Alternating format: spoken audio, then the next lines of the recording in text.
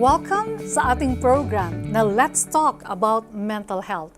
Alam niyo po ba mga kaibigan na ang galit, anger, ay isang normal na emosyon ng tao. Kung paano ito nagiging problema sa ating kaisipan, sa ating katawan, sa ating kalusugan, sa ating mga kasama sa bahay, mga kaibigan, yan po ang pagtutuunan natin ng talakayan dito po sa Let's Talk About Mental Health. Ngayon po mga kaibigan, meron tayong dalubhasang mga resource speakers. Ipapakilala ko muna po ang ating guest. Ano nga ang Tagalog sa guest? Panauhin na pandangal na lalaki. Siya po ay registered psychometrician, MA Counseling Psychology, may siya po ay instructor ng positive psychology ng Adventist University of the Philippines. Siya po ay isang mental health practitioner. May iba't ibang affiliation siya. Siya ay associate ng Psychological Association of the Philippines at member ng Philippine Mental Health Association. Marami na po siyang training pero i-mention ko lang po ang isa. Siya po ay nag-training sa clinical psychology ng National Center for Mental Health. Mga kaibigan, ipinapakilala ko po si Ralph Jason F. Guangco, sir. Welcome po sa ating programa. Maraming salamat po. At ang pangalawa po nating panauhin ay isang napakagandang dilag. Siya ay registered psychologist at PhD in Counseling Psychology in progress. Very, very soon magiging full-fledged na po siyang doctor, Doctor in Counseling Psychology. Siya po ay ang chairperson ng Psychology Department ng Adventist University of the Philippines. Siya ay isang mental health practitioner and a certified assessment psychologist. Marami din po siyang mga affiliation. Ang isa na dito ay ang associate siya ng Psychological Association of the Philippines. Siya din po ay member ng ASEAN or Asian Association of Social Psychology at consultant po siya ng Department of Health Private Rehabilitation Center. Marami din po siyang training, but I will just mention ang kanyang training sa UP-PGH Psychiatry Department or Psychiatry Department Clinical Psychology. Mga kaibigan, ikinalulugod kong ipakilala sa inyo si Myrtle C. Orbon. Hello po, hello po. Ma'am Myrtle and Sir Ralph.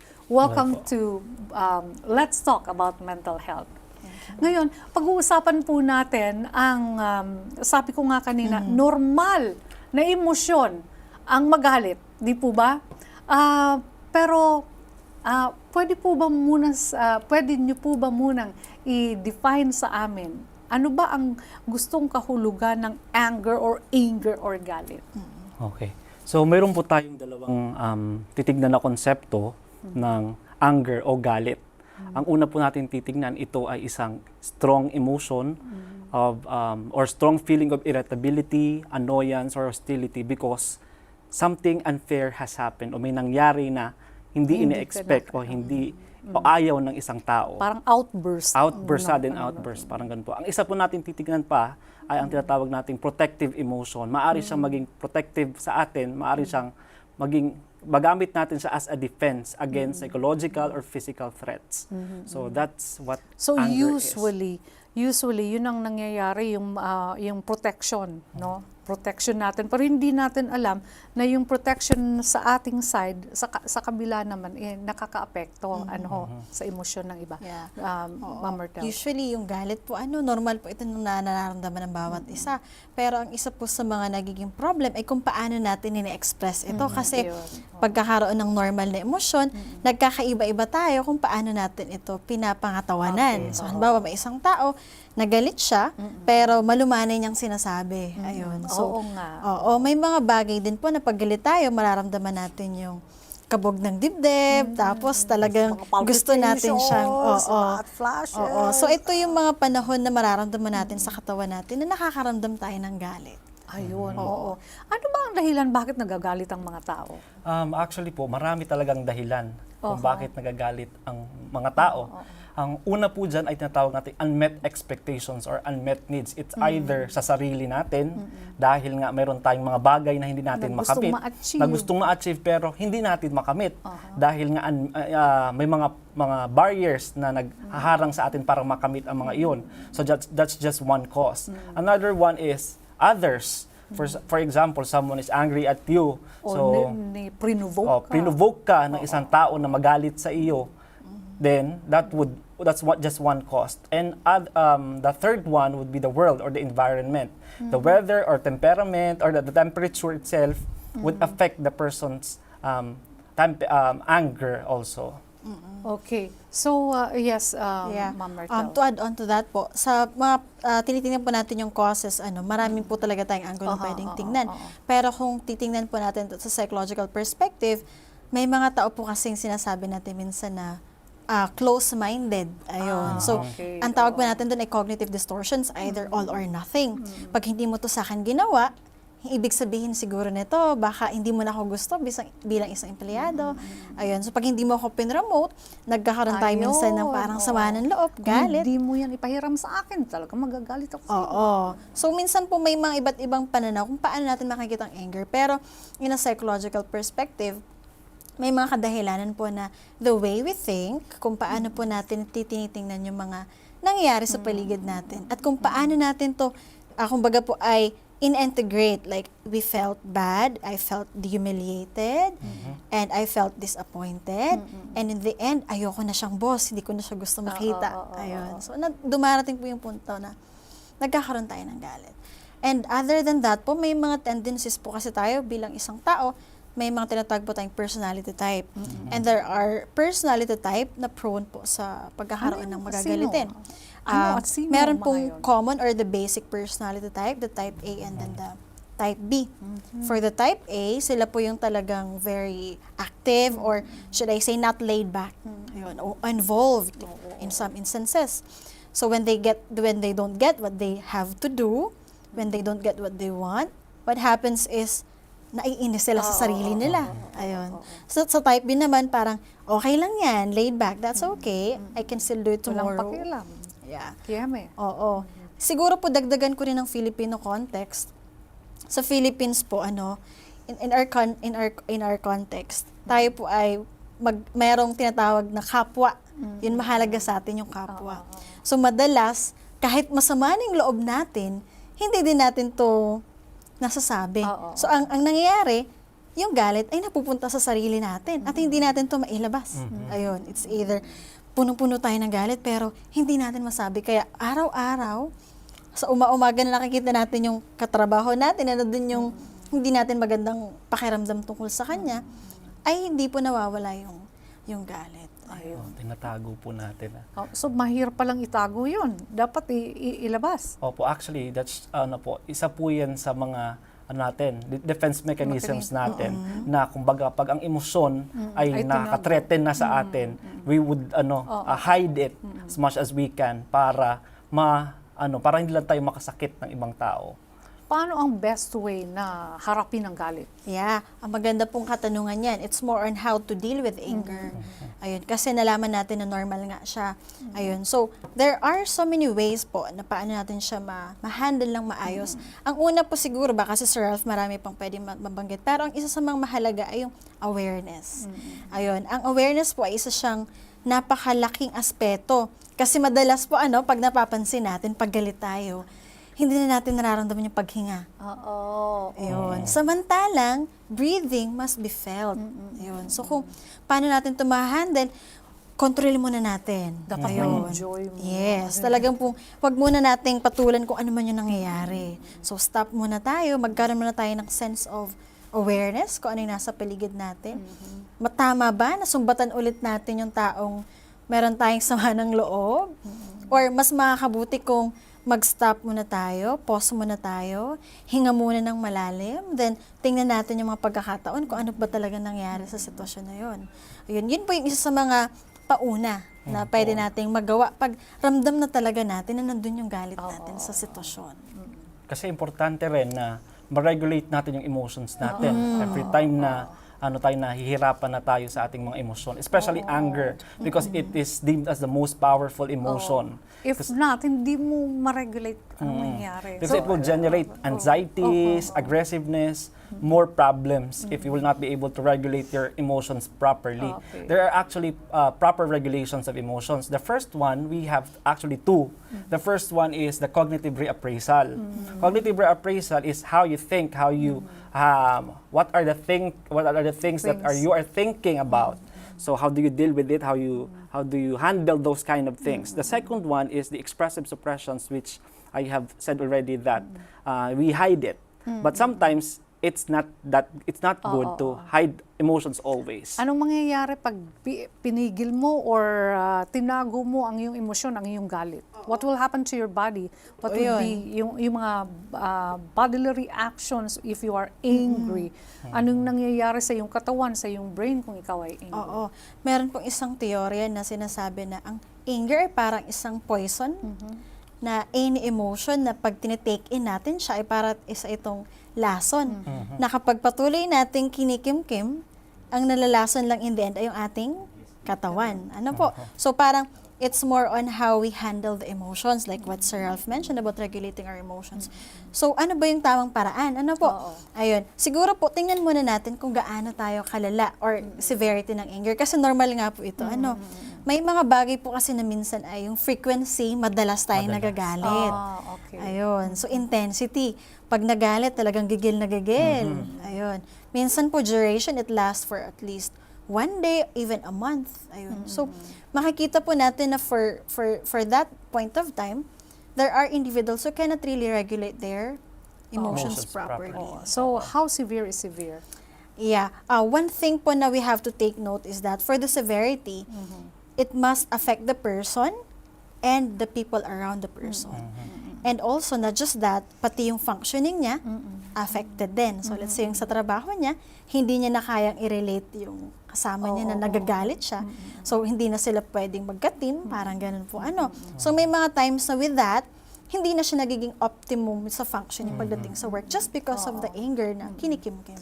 Yun ang naghihinder sa kanya na to function well, to function normally. Okay. When does anger becomes a problem? Paano nagiging problema yung pagiging galit or pagiging magalitin mo?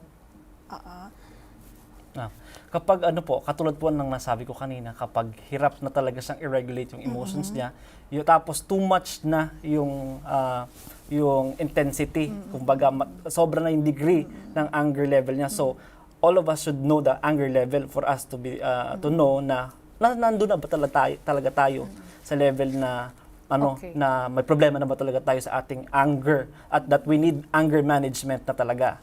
So dapat po ating alamin, sense of awareness, as what Ma'am Myrtle said, that we need to have sense of awareness about it. Because in neuroscientifically speaking, anger interrupts the functioning of the frontal lobe. The frontal lobe, which is responsible for ito na yung decision nangyayari making. sa katawan mo, sa brain mo, saka sa katawan mo. Sige. So this is responsible for decision making. So once you have anger or once you are angry, It deters. So it affects the decision making. So everything, because this is the executive functioning of our brain. So it is responsible for that. Kailangan dapat ay maayos talaga natin yung emotions natin properly, ma-regulate ng maayos at maging maayos yung So ating tama healing. yun, Kaya pala yung mga nanay at tatay natin sinasabihan tayo, kung galit ka, wag mong papaluin ang iyong anak. Kung galit ka, wag kang magdidesisyon, no? Kasi it will deter, no?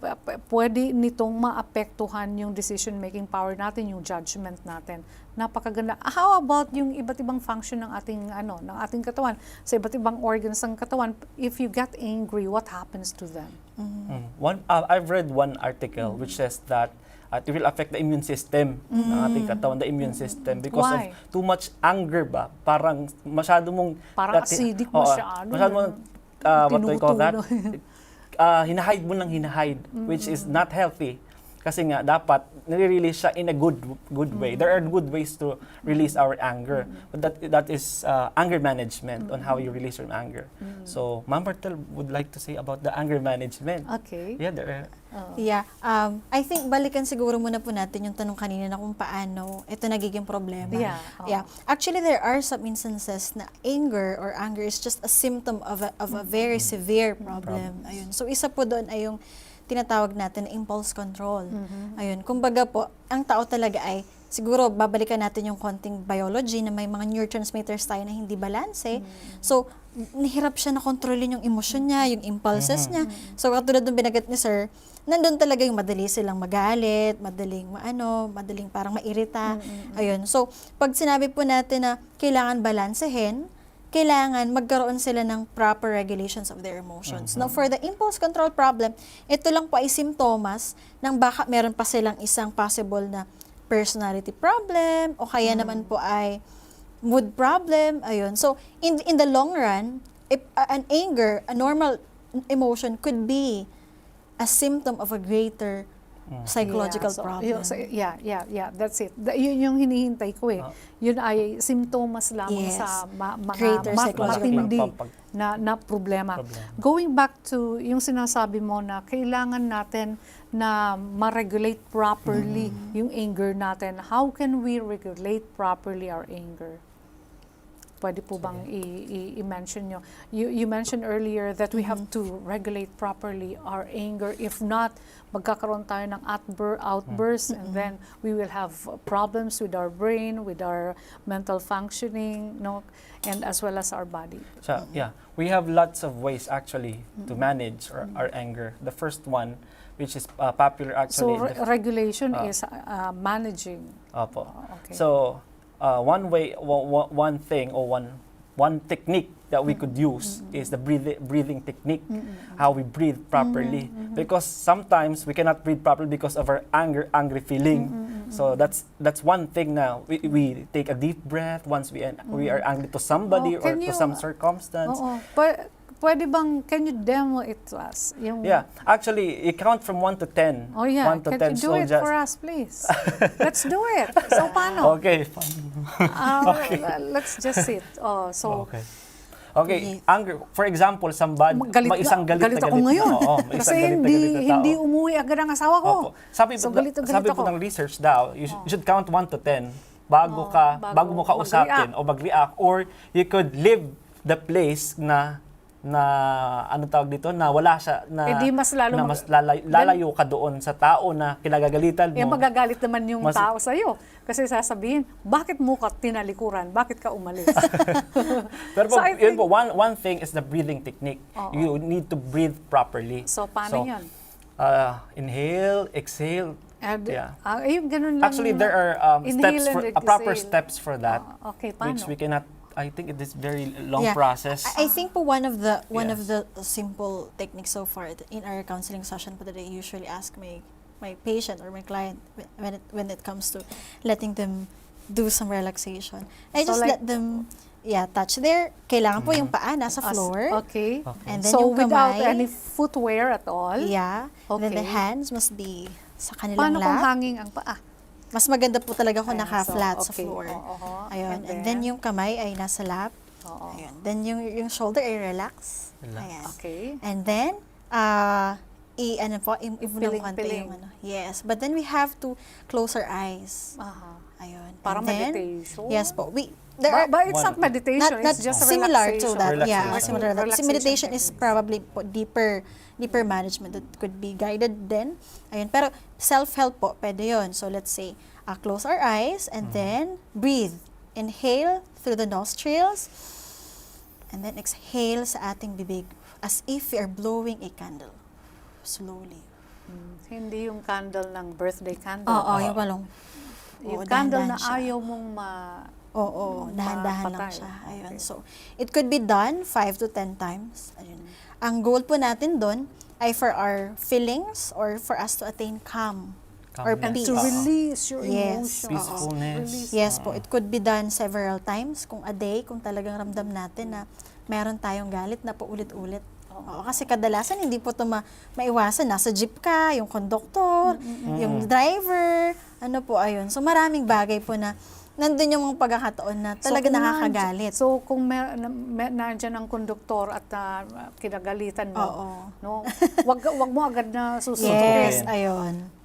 Deep breath. Breathing muna. Deep breathing Ayun. exercise. That ka could be muna. one of the ways po. And then Yun probably, yung sinasabi ni Doc na breathing exercise, Yes. pero actually dinidelay mo. yes. Oo. Dinidelay mo yung sarili mo. Okay. There are some instances po kasi na we cannot actually do something about it. But in the end, one of the ways to deal with it is to just accept and let go. Instead of looking at it na parang, ay, magagawan ko pa ito ng paraan. Why don't we look at it in such a way na, nangyari na yun, ganun talaga.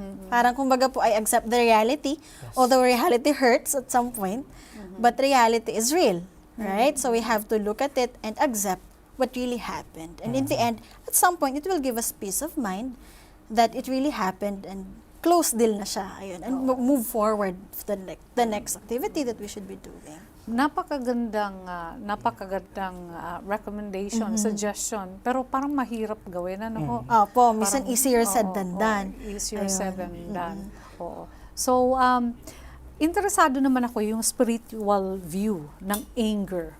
Ano ba ang masasabi mo tungkol dito? When it comes to spiritual view po, hindi man po ako pastor, pero I've read some of the Bible verses. You know po, si Cain. Si Cain. Yeah, si Cain. Nagalit siya sa kanyang kapatid, which leads to killing his brother. So that's one great example on how angry would really do something na talagang makakaapekto talaga sa lalo na nakapatay siya ng kanyang kapatid. Pangalawa po ay si Moses. Okay. Si Moses na hinampas niya yung bato. Hinampas ng bato. Strike siyang Ang naging dapat strike. once lang. Opo. Okay. Ang naging result ay hindi siya nakapasok sa Okay na. sa Canaan. Oo. So those are the Bible Si characters. Samson. Opo. Di ba? Si Samson, nagalit siya dun sa mga then pinush niya yung 2 pillars. Tuloy pati siya, namatay. So what does the Bible say about anger? Anger, according to Proverbs 25:28, I think. I forgot the verse already. It's Proverbs 25:28, yeah. A person without self-control is like a city that is broken down and without walls. Naku, So if you don't have self-control, kung wala Guguho kang lahat. self-control sa sarili mo, para kang isang syudad na nasira at wala kang mga defense sa paligid mo, which is you will be vulnerable to several forms of distresses or negative experiences. Kasi nga wala ka ng defense na dapat ay meron ka. But because of your anger, nawawala yun lahat. So self-control is very important to all of us. Yun yung pinakaano ng biblical perspective. Yes, ma'am. Yeah, I think one of the basic concepts as well na tinuturo po sa atin sa Bible is forgiveness. Ayun. And it's actually a proven research po na forgiveness helps a person attain an optimum well-being. Ayun. So, mahalaga na mahirap man gawin. Ayun. Pero, kailangan po, para rin ito sa ating ikabubuti. Ayun. So, kahit mahirap gawin, madaling sabihin, pero wala pong masamang subukan. Ayun. And it's biblical. Kumbaga po, ay nasa biblical yun. Biblically speaking, it's really parang advised for us to be forgiving. Ayun. And aside from that, mahalaga din na magkaroon tayo ng self-control like what Sir Ralph mentioned. And I think it's one of the fruit of the Holy Spirits. Yes. Love, joy, peace, patience, Understanding. yeah, long suffering. Self-control. Oo. So, napakaganda po ng inyong mga nasabi. So, yung mga listeners natin, pati na ako, talagang, like what I've said, talagang normal na emosyon ng tao. Pero, hindi natin nare-realize, mga kaibigan, na ito po pala ay na dahilan ng pagkakaroon ng iba't ibang reaksyon sa ating brain, sa ating isipan, pati na po sa ating katawan. So kung gusto po nating mapanatiling malusog ang ating pangangatawan, especially po ang ating mental na kapasidad ang ating mental health, kailangan pong ma-regulate natin. Dapat magtimpi tayo at i-control natin, i-manage natin ang ating mga galit. Well, mga kaibigan, to our guest speakers, resource speakers, maraming salamat. Pero Thank you magiging din kasama po. pa rin po natin sila sa ating next segment. At pag-uusapan po natin kung ano ba ang dapat mong gawin kung merong nagagalit sa iyo. At kung ano pa yung mga treatment and medication para sa isang tao na hindi makontrol ang anger. Lahat pong yan sa ating pagbabalik dito po sa programang Let's Talk About Mental Health. Huwag po kayong aalis. Babalik kami.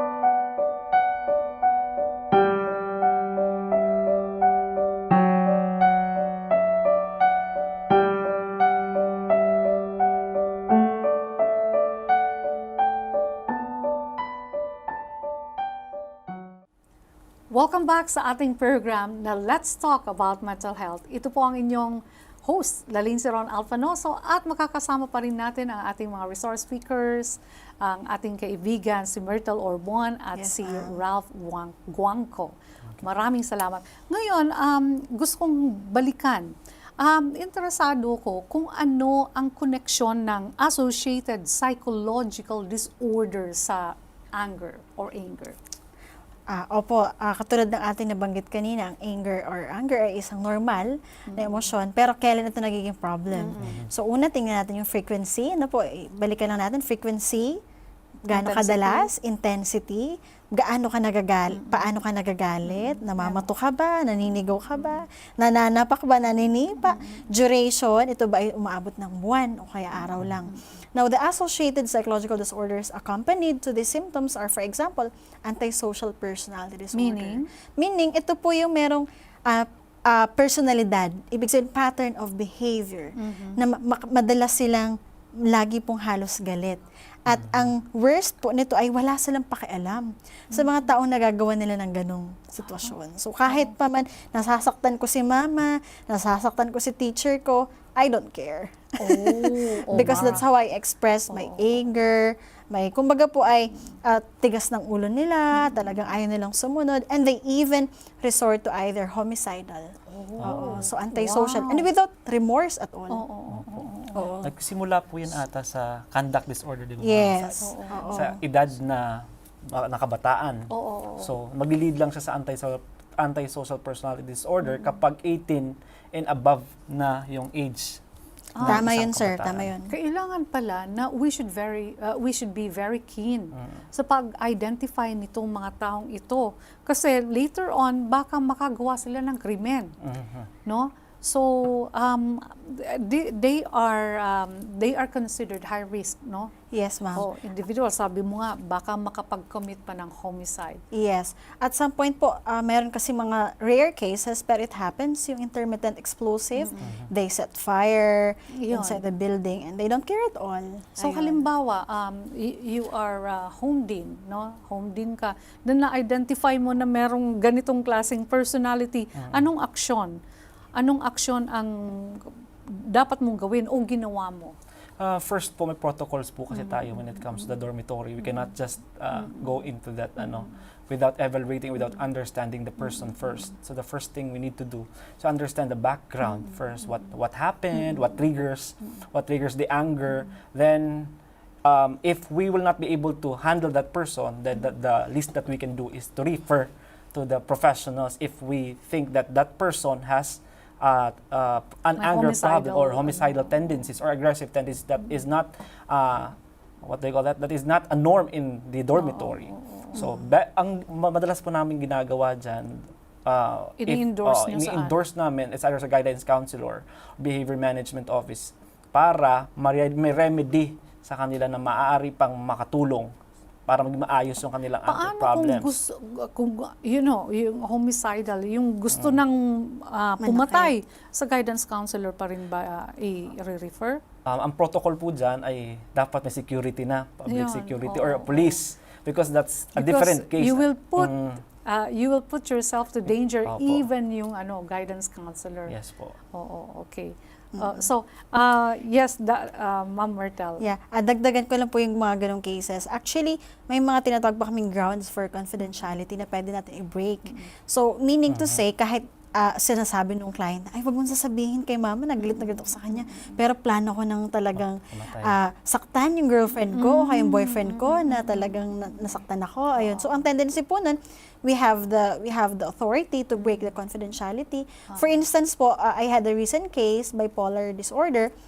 May difficulty talaga siyang regulating emotions. And one of the things na ginagawa niya, pag galit siya, nananakit siya, nanununtok siya ng kapatid niya. Okay. Ayun. So, it ended to the point na yung kapatid niya, of course, nagko-complain kasi ang dami niya ng pasa. Ayun.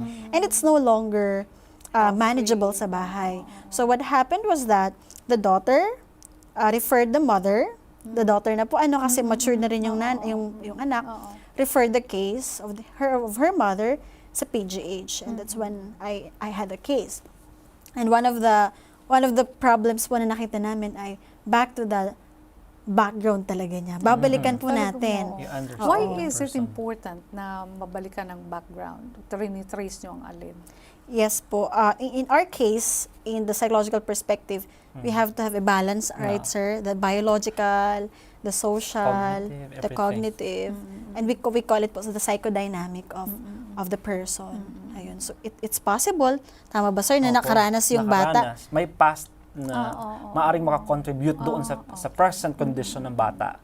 So, kailangan intindihin po natin yung background ng isang kabataan o ng isang tao bago natin siya husgahan o i-judge na ganun siya talaga. So, Yeah. okay. Tama po. Kasi kadalasan po, pag hurt people, hurt. Ayun. So, hurt people, I'm hurting, so I tend to hurt others as well. So, parang ang cycle po ng parang pag-abuse, when they are a victim, Kaya nga cycle. it's a kasi vicious cycle po paulit-ulit. siya. Ayun. So, an intervention like what Sir Ralph mentioned a while ago, yung kailangan it's either ma-refer siya sa specialist or in other As soon as cases. possible. Lalo na may mga self-mutilation. Yes. Yung self-harm May na. self-mutilation. Oo. Yung self-mutilation, sir, if I'm not mistaken, ito yung tipong galit siya sa sarili niya, hindi niya ma-express sa iba. sa iba. So, I therefore express it to myself, I'll cut myself and attempt suicide, which is one of the grounds for a breaking of confidentiality. And talagang sabihin na po natin sa loved ones. Immediately. Yes. Sasabihin na sa guidance counselor, sa parent, or sa guardian. Yes po. Emergency siya. Emergency. It calls for Case. emergency. Oo. Okay. So, aside doon sa sinasabi mong treatment, ano pa ba? Meron akong narinig na talk therapy is also very important and isa sa magandang strategy. Yes, Sir Talk Ralph? therapy po is one important thing para ma-release yung anger, yung nararamdaman niya sa loob na kinikimkim niya. Kasi nga po may tatawag na tayong expressive suppression na sinusuppress yung emotion because of the anger na hurt sila. So tinatago nila. Through talk therapy, that person will be able to release all the anger or to tell the stories about it, or so that the person, the professional helping that person will be able to understand the condition of the person. So there are other things pa when it comes to talk therapy. Yeah. Anong mga components ng talk therapy? Anong procedure? Are there some procedures or ito ba ay normal lang na usap lang, or merong mga protocols na dapat gawin, may requirements? Yeah. I'm glad, ma'am, you're interested to know more about this, no? Actually, this is a very usual activity of a setup of therapy po. Pero talk therapy is just one of the psychotherapy approaches. Meron din pong tinatawag na CBT or cognitive behavior therapy. Yun. And one of the familiar therapies that I have done so far is forgiveness therapy. Ayun. So for the talk therapy or as a whole, the psychotherapy, the goal there is for the client to get a sense of awareness and ma-identify niyo yung mga wrong, let's say, pag CBT, yung mga cognitive distortions Mga rational niya. beliefs. Yes, may mga kadalasan kasi sir, tayo ay parang all or nothing. Pag hindi mo to sa akin ginawa, wala, galit na ako sa'yo. Or So, labeling, Yes. nilabel natin ang sarili natin na tayo ay ganito, pero hindi naman. Okay. Now, interesado ko sa mga nangyayari, no? Ikaw being a health, home dean, pagkatapos you as a guidance counselor, registered, psychologist. Now, may mga instances ba, may mga cases ba na ikaw nagamit mo sa iyong dormitory, resident, yung yung talk therapy. Then ikaw naman, Doc, may pagkakataon ba na nagamit mo sa iyong kliyente ang CBT, Cognitive Behavioral Therapy? Yeah. Let's start with you. Yeah, always po. It's always used because I think that's very important, especially in a setting na malayo sila sa kanilang pamilya, na some are hiding their feelings within themselves na hindi nila kayang ilabas sa bahay, sa tahanan nila. So sa dorm nila nagagawa. Ako po, every time I visit the dorm, I visit the room and talk to them. I talk to them in a way na they would open up also with their feelings, with all of their So how do you do that? Halimbawa, ako na yung estudyante. So how do I open up? How would you, syempre, ayaw kong mag-open up. Kasi si Sir to eh. So paano mo ko mapapersuade first, na mag-open up? My steps po dyan, first one is to establish a rapport.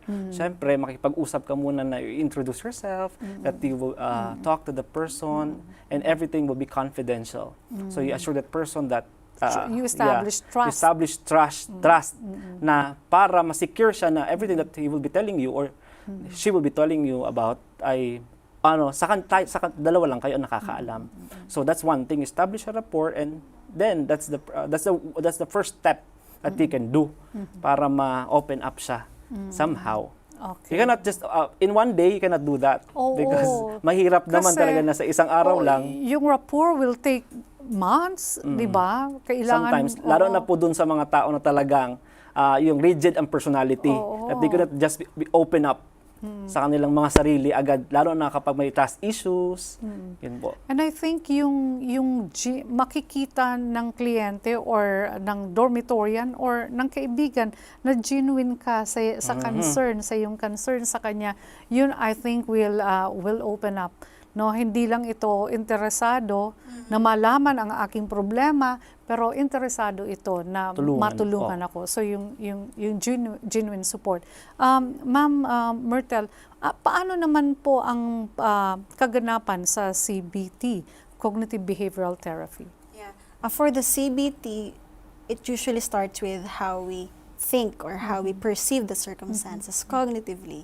So cognitive behavior therapy, it's composed of two components. First is how we perceive the event. Ito ba ay nakakainis para sa atin or ikadasasaya natin? And we will have to evaluate. So meaning to say, pag na-establish na yung rapport, which is one of the first steps, and then develop empathy, let the client feel that you are with the process, na hindi yan madali. I know it takes really hard for you to timpe, but I'm glad that you are here seeking help. At the same time, kumbaga po, assuring, now, I'm glad that you seek help, I know that you are here, I'm very much willing to help you, and I want you to join me as we go together in this journey in such a way na mararamdaman po nung client na you are two in the journey. Not just the therapist, but working together. Encouragement is very important. Yeah. So for the CBT, yun po, we will let them understand, ano ba yung mga iniisip mo na ikinagagalit? And then we have to actually challenge the thoughts na may mga panahon ba na talagang nangyari yung ikinagagalit mo or ikaw lang nag-iisip noon. So we have to actually challenge it. Then tingnan natin yung emotional or let's say behavioral action niya. Ayun, kung dahil dun sa iniisip niya, nag-walk out na siya. Ayun, and then ask the client again, what are the circumstances that are actually affected when you did this activity? Ayun, and what could be other activities that you could do kung tingin mo ano yung makakatulong para sa'yo na ma-handle mo yung sitwasyon. Ayun. So parang it's more on looking at things differently and putting yourself afar from the situation and evaluating kung ano man yung mga nangyari na hindi naging effective at ano pa yung pwedeng mangyari Oo. na makakatulong pa. Ayun. Kasi ang nangyayari po, usually po, when we're in the situation, we are too close to it that na hindi mo na nakikita. yes, na may iba pa palang options na pwede tayong makita. Ayun. And in CBT, it's one of the most important factors to identify our cognitive distortions and have a proper action to it, and it will result to a proper relationship with other people. Okay, very well said. So Yes, one sir? more thing po, positive thinking Ayun. is very important. Yes, Because, optimism. optimism, because that would release, what do you call that? That would help us regulate positive emotions, release positive emotions. Because sabi nga, recommended sa research that we should have at least three positive emotions and one negative Oh. emotion only. So 3 Huwag is na to mag-one. 1. Pero as much as Basta possible, mas wala marami- talaga. Mas marami yung 3, positive pa rin. recommended lang po Oo. yun. Is it according the to- more the better? Oh, the Kasi, more the I better. see. Yeah, kasi Yes. abnormal naman na wala talagang Wala negative. talaga, negative Oo. emotion. Basta make it a point na kung may negative man, mas marami ang positive. Much better. The more, the merrier. The more, the more na okay yon sa Okay. atin. Pero sa inyong personal life, meron na bang pagkakataon na talagang galit na galit kayo pagkatapos nagamit niyo itong talk therapy saka yung CBT at iba't ibang klaseng mga strategy to control your anger? Yeah. On a personal note po, na parang in some instances, I actually experienced being angry at some point, professionally speaking. Parang may hindi ako makakontrol na bagay, pero it happened. So parang nagagalit ako sa sitwasyon. So not to the person, pero to the situation. Now what I did, I was with my mom at that time, and my mom was very supportive of me. I actually expressed how I felt. I did not blame the person I was angry at, but rather I told my mom, I felt bad when I heard this. I felt bad when I learned about this. So it's more an I language, owning what I felt. Not making, that's very good. not making the person feel blamed. Oo. This person made me feel this way. Oo. So it's more an I language. I felt really sad when I heard this. I'm not happy with what I heard. Ayun. So owning, and it makes That's me a good aware. technique, di ba? Yeah. That's a good, it's far different from the usual thing that we do na talaga nagagalit tayo dun sa person talaga. Di ba? Parang napakahirap kasi yung sitwasyon ng pagalitan mo. Yes. Yung mama ang sumakit sa'yo or kaya siya ang dahilan kung bakit nagalit ka. Yes, I think it's more on like owning and being aware of what I'm currently feeling. And so I language yun. And it helped me a lot. Kumbaga po ay natanggal So, yung sama ng loob ko nung na-label ko yung emotion ko na hindi pala ako nasayahan dun sa napakinggan ko. So halimbawa, bibigyan kita ng isang halimbawa. Yun nga, merong plane Na-delay. na-delay. Pagkatapos nandun ka sa foreign land, pagkatapos stranded ka doon for 37 hours, galit ka doon sa galit ka doon sa ano nga ba to? Doon sa Airline. airline. Sa mga airlines. Doon sa mga airline ka galit, pero hindi naman sila yung May sila kasalanan. yung may kasalanan. Paano mo pa iiralin yung teorya mo? Yeah. In that instance po, we have to look at the situation. Like for example, paano ba nangyari yung aksidente? Meron bang may kagustuhan ng aksidente? Of course, to answer that, wala talagang may gusto po. Talagang background din talaga. Yes, oo. So we have to evaluate ano ba yung nangyaring event. Ayun. Kasi I think one of the important concepts we have to look into is the motive. Kung minsan mas sinasadya, minsan nakakagalit talaga yun. Talaga. Oh. Di ba, ma'am? Pero May pag cost. ito ay parang normal siya nangyari na it's really an accident, nalulungkot tayo or nagagalit tayo. Pero I think we have to evaluate, is it okay to feel this way? Or instead of feeling this way, isn't it that it would be better if I accept what happened because I cannot do anything about it Yes. though? Parang ganun. Although mahirap lang siya, ma'am, tanggapin. Kasi I heard or I saw, di ba, Sir Ralph, pag mga sa social media, grabe po yung Oo. complaint nila. Oo, totoo yun. Now, halimbawa, meron kang kinagalitan. May isang tao na talagang nag-provoke sa'yo, pinatawad mo, no? You handle your stress, you handle your anger. Kasi sabi nga, mag-breathing exercise muna, pagkatapos CBT at marami pang iba. Pero kung itong person naman ay parating ginagawa yun sa'yo, no? Paulit-ulit. So, paano mo makukontrol ang anger mo niyan? Anong klaseng paano mo mare-regulate yung anger mo niyan if that person is continuously provoking you? Actually, it depends upon the person's personality kung paano niya i-handle yung situations. Kasi nga, di ba, there's a quotation that we are not disturbed by things, but we are disturbed by the view we take on things. It's about the perception. It's about the reaction of us to things.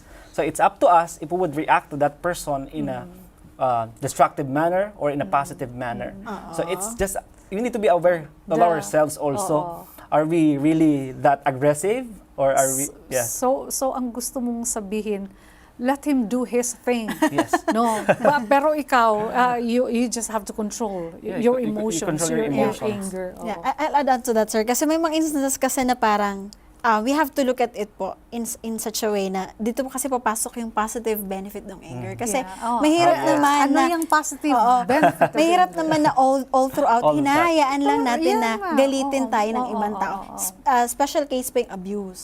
Ayun. So may Yun mga cases Too na much. Binubuli ka na. Yes. Oh. Oo, like for example, nandun na sa emotional abuse, nandun na sa physical abuse, and much more sexual abuse. And ito yung sinasabi ng concept, ay, okay lang yan, pagpatawad mo na yan, huwag ka magalit sa kanya. Pero if the person is more aware, the Concept anger is doing it to actually, you. yes, the anger is valid, Valid, right? oo. Which makes it a protective factors na hindi na maganda yung nararamdaman ko sa taong nananakit sa akin. So I felt anger towards the person. That and is it calls, yes, it's actually what we are all entitled for a sense of Yeah. emotion. And in that, lalo na sa case ng abuse, it calls for professional help. Help. Kasi hindi naman talaga sa lahat ng panahon na okay lang yan, i-manage lang natin yung emotion natin. But there are some instances or exceptional to the point na pag nakikita natin na it harms to us and it harms to others, it calls for professional help. Kasi lalo na po sa case ng abuse. Talagang nakakagalit din kung talagang paulit-ulit na ginagawa. So the purpose there is to really seek for intervention para makat yung paulit-ulit na nangyayari. Cycle ng Intervention for the person na Yes. gumagawa niya And in the sa'yo. case of abuse, if I'm not mistaken, sir, no, Pati- meron tayong Department of Social Welfare and and Development. Yung ina-abuse. Yes. You can actually refer them immediately. You cannot, hindi mo lang, ikaw sarilihin mo lang yung problema o yung anger na dahil nga nagkaroon ng problema doon. Refer as much as possible, as early as possible, na nanonotice mo na mayroon ng problema agad. Yeah. Okay. Oo. So, And you also can probably self-refer, no? Oo. Kung talaga nakikita natin na hirap na ikaw tayo. mismo. Yes po. And there's nothing wrong seeking Help. professional help. Oo. Yun. Kasi if I may add, yung anger problem is also one of the symptoms of bipolar disorder. Bipolar Tama, disorder, sir, no? yes. And mood Problems. disruptive mood dysregulation. So, kung meron kang nakitang tao na paulit-ulit na lang, ang anger niya hindi makontrol. So, parang sign yan, symptoms na that may lead to a more complicated problem. So, parang mo na yon warning signal. yeah, it's a red signal for a greater parang problem. need of. Huwag na maghintay na Yes. lumala pa yung problema. Don't wait until it's too late. Yes. Now, meron bang naidudulot na maganda ang anger? Sige sir, ano ang anger. tingin mo? Historically speaking, I'm looking at the historical perspective. Di ba yung mga ancestors natin, they run because of fear. They are for survival instinct natin, the Yeah. fight or flight response. We fight because we need to for us to survive. Kailangan nating mag-survive. So, in the same manner sa atin, we still do, but we can do other things positively. Not just to hurt the person, to punch the person. Kasi may mga tendency na gano'n na maaaring mangyari for survival instinct. But then again, anger, you could run. Di ba? Historical. Kung titignan mo yung mga ating mga ninuno, tumatakbo sila pag hinahabol sila ng lumalaban din sila to survive para maging maayos yung kanilang sarili. Tapos ngayon, maaari din yung makatulong sa atin kapag gano'n ang nangyari. Yeah, Okay. I think survival point, no? Survival. Yeah, at some point, being angry is actually implies full of energy. Aha. Yeah, someone na punong-puno ng energy. Ayun. And one of the ways to actually help the person divert several avenues, no? Is yung kung may positive po na let's look at it positive perspective ng energy, not the anger per se. Pero yung taong merong energy, kasi ang usual naman ata, sir, na magagalitan yung mga taong talagang type A, they're full of oo. energy. Ayun. And one of the ways na we can do is to divert our energy into several avenues, such as going to music, arts, and sports. Ayun. So Okay. these are actually considered now as a therapy as well.